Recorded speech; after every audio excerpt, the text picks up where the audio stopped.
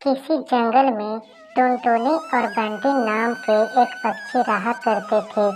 एक दिन टुनटुनी और बंटी के बीच में झगड़ा हो जाता है। टुनटुनी, अभी तक तो मैं चुप था, लेकिन तुमने फिर से एक बेटी को जन्म दे दिया। मैं 3-3 बेटियों का खर्च नहीं उठा सकता। अभी के अभी मेरे घर से निकल जा। बंटी, इन बच्चियों को लेकर मैं कहाँ जाऊंगी अकेले? ये बच्चियाँ तुम्हारी ही तो हैं। क्या तुम इनका खर्च नहीं उठा पाओगे? तुम्हारा दिल इतना पत्थर क्यों हो गया है आज? क्या इन बच्चियों को मुंह देखकर तुम्हें दया नहीं आता? हाँ हाँ, मुझे दया नहीं आता। बस तुम अभी के अभी इन बेटियों को लेकर निकल जाओ यहाँ से। तुम जिन बेटियों को घर से बाहर निकाल रहे हो, एक दिन तुम्हें नाज होगा। मैं इनको यहाँ से लेकर जा रही हूँ। अगर तुम्हें ऐतराज ना हो तो तुम्हारे पास वाले पेड़ पे एक झोपड़ी बनाकर रह सकती हूँ। जाओ, जाकर रह ले, लेकिन मुझसे कोई उम्मीद मत रखना। टुनटुनी पास वाले पेड़ पे झोपड़ी बनाकर अपने तीनों बेटियों के साथ रहने लगती है और दूसरों के घरों में झाड़ू पोछा का काम भी धर लेती है। माँ, मुझे बहुत जोरों की भूख लगी है, कुछ खाने को दे दो। अच्छा बेटा, तुम लोग यहाँ बैठ जाओ, मैं अभी तुम लोगों को खाना देती हूँ। फिर टुनटुनी तीनों बेटियों को खाने के लिए देती है। माँ, तुम रोज रोज बासी चावल ही देती हो खाने के लिए। जब हम पापा के घर थे तो रोटी भी खाते थे। माँ, पापा ने हमें घर से बाहर क्यों निकाला? क्या बताऊं बेटी, पापा ने तुम लोगों को घर से बाहर क्यों निकाल दिया? तुम लोग जल्दी जल्दी खाना खा लो, कल मैं तुम लोगों के लिए रोटी लेकर आऊंगी। फिर तीनों बच्चे खाना खाकर सो जाते हैं, लेकिन टुनटुनी की आंखों में तो नींद ही नहीं थी। तभी टुनटुनी की सहेली का फोन आता है। अरे टुनटुनी, आजकल तुम कहाँ हो? बहुत ढूंढते ढूंढते तुम्हारा नंबर मिला। क्या बताऊँ आजकल मैं कहाँ हूँ? मेरे पति ने मुझे 3 बेटी होने की सजा दी है। मेरे पति ने मुझे 3 बेटियों के साथ घर से बाहर निकाल दिया और मुझसे पूरी तरह से रिश्ता तोड़ लिया है। टुनटुनी, तो मुझसे कल के कल मिल। मैंने गरीब लोगों के लिए एक सिलाई सेंटर खोला है। तो कल से मेरे सिलाई सेंटर की देखभाल करना शुरू कर दे और इस काम के लिए मैं तुम्हें अच्छा खासा पैसे और बाजरा दूंगी। तो क्या कहती है, कल से आ रही है ना? हाँ ठीक है, मैं कल आ रही हूँ। तुमने मेरा बुरे समय में मुझे काम दिया है। अगले दिन से टुनटुनी सिलाई सेंटर को संभालने लगती है। कुछ ही दिनों में टुनटुनी अपनी तीनों बेटियों का एडमिशन एक अच्छे स्कूल में करा देती है। मामा, ये देखिए, हम तीनों अपने अपने क्लास में फर्स्ट आए हैं। हाँ बेटा, तुम तीनों मन लगाकर पढ़ाई करना और अपने माँ बाप का नाम रोशन करना। कुछ सालों बाद टुनटुनी की तीनों बेटियां अफसर बन जाती हैं और अपने माँ के साथ खुशी खुशी रहने लगती हैं।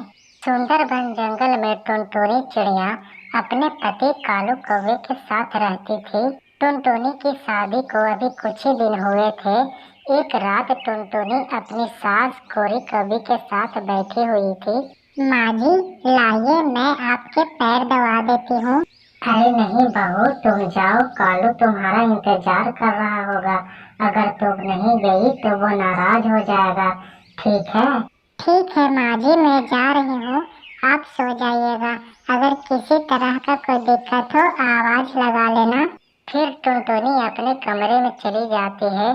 अजी सुनते हो, सो गए क्या? सो नहीं तो क्या करूं बताओ। दिन भर घर के कामों में लगी रहती हो और रात को माँ की सेवा में। मेरे लिए तो तुम्हारे पास समय ही नहीं है। अरे बाप रे, आप मुझसे इतना नाराज हो, इस बात का तो मुझे पता ही नहीं था। कालू कौवा टुनटुनी की बातों का जवाब नहीं देता है और सो जाता है। अगली सुबह कालू कौवा काम पे चला जाता है। माँ जी, कालू जी इतना सुबह सुबह कहाँ चले गए? मैंने उन्हें पूरे घर में छान मारा पर मुझे वो कहीं नहीं मिले। आपने उन्हें कहीं जाते हुए देखा है क्या? हाँ बहू, वो तो सुबह ही उठकर काम पे चला गया। उसे कुछ जरूरी काम था ऑफिस में। वैसे रात को तुम दोनों के बीच में कुछ लड़ाई हुआ था क्या? उसका मूड बहुत ऑफ था। नहीं माँ जी, लड़ाई तो नहीं हुआ, पर वो मुझसे थोड़ा नाराज है। बहू, दिन रात तुम मेरी सेवा में लगी रहती हो, उस पर भी तो थोड़ा ध्यान दिया कर। उधर कालू कौवा ऑफिस में बैठा हुआ, तभी सेठ कड़कनाथ वहां आता है। क्या बात है कालू, आज तुम्हारा मन काम करने में नहीं लग रहा है। घर में पत्नी से झगड़ा करके आए हो क्या? नहीं नहीं सर, ऐसी कोई बात नहीं है। तो ठीक है, अपना काम मन लगा कर किया करो। इतना कहकर सेठ कड़कनाथ वहां से चला जाता है। शाम को जब कालू कौवा अपने घर आता है तो देखता है टुनटुनी की सहेली पिंकी चिड़िया आई हुई है। अरे टुनटुनी, मैंने इन्हें पहचाना नहीं, कौन है ये? अरे जीजाजी, मैं टुनटुनी की सहेली हूँ और आपसे मुझे बहुत जरूरी काम है, इसलिए मैं यहाँ आई हूँ। कहिए, आपको मुझसे कौन सा जरूरी काम है? वो ऐसा है जीजाजी, ऑफिस की कुछ फाइल्स है, उस पे आपके सिग्नेचर चाहिए। ऐसे तो मेरे पापा ऑफिस के चक्कर लगाते थे, लेकिन आज उनकी तबीयत बहुत खराब है, इसलिए वो नहीं आ पाए, इसलिए मुझे आना पड़ा आपके घर। ठीक है पिंकी जी, आपका काम हो जाएगा। आप कल मेरे ऑफिस में आकर मिलिए। कालू कौवा पिंकी की खूबसूरती और उसके मीठे मीठे बातों का दीवाना हो गया था। अगले दिन पिंकी चिड़िया कालू के ऑफिस जाती है और अपना काम करवा लेती है। इस तरह दोनों का मिलना जुलना शुरू हो जाता है।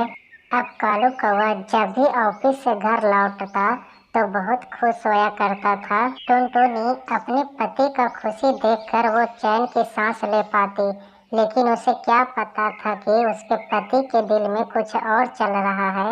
इस तरह कुछ दिन बीत जाते हैं।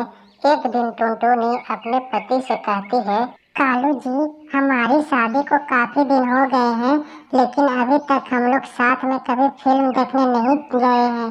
अगर आपके पास समय है तो फिल्म देखने चले क्या? मेरे पास फालतू समय नहीं है। वो टुनटुनी चिड़िया को इस तरह से डांट देता है और वो अगले ही दिन पिंकी चिड़िया से शादी करके अपने घर ले आता है। ये क्या है कालू बेटा, अपने ही पत्नी की सहेली को उसे सौतन बनाकर घर ले आया। कालू जी, मैंने आपकी किसी भी बात का कभी बुरा नहीं माना। अगर आपको मेरी बात बुरी लगी हो तो मुझे माफ कर दीजिए, पर मेरे साथ ऐसा मत कीजिए।